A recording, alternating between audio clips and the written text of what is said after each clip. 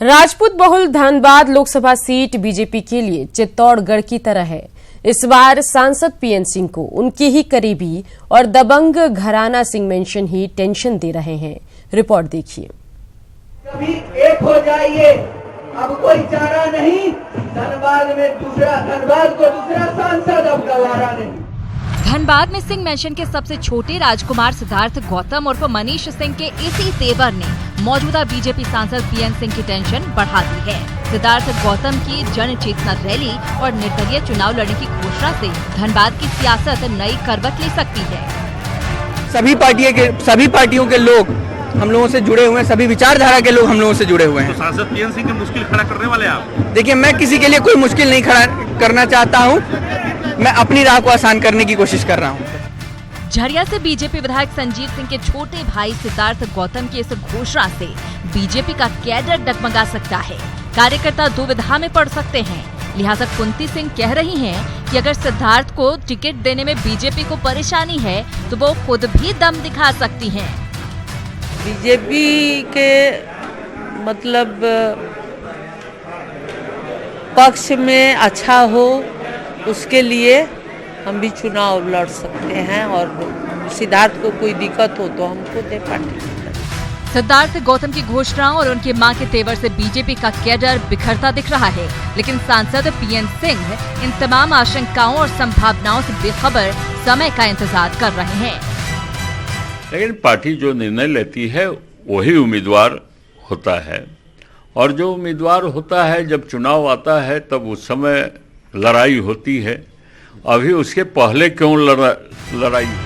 सांसद पीएन सिंह को भी एहसास है कि यदि सिंह मेंशन की ओर से बगावत हुई तो उन्हें इसका भारी सियासी नुकसान उठाना पड़ेगा, लेकिन कैमरे पर बेफिक्र दिखने की कोशिश कर रहे हैं। लिहाजा अब धनबाद में होने वाले दंगल का इंतजार है। धनबाद से न्यूज़ 18 के लिए अभिषेक की रिपोर्ट। रेलवे ने झारखंड को बड़ी सौगात दी है। राज्य की कई बड़ी रेल परियोजनाओं का शिलान्यास और उद्घाटन किया गया। रिपोर्ट देखिए।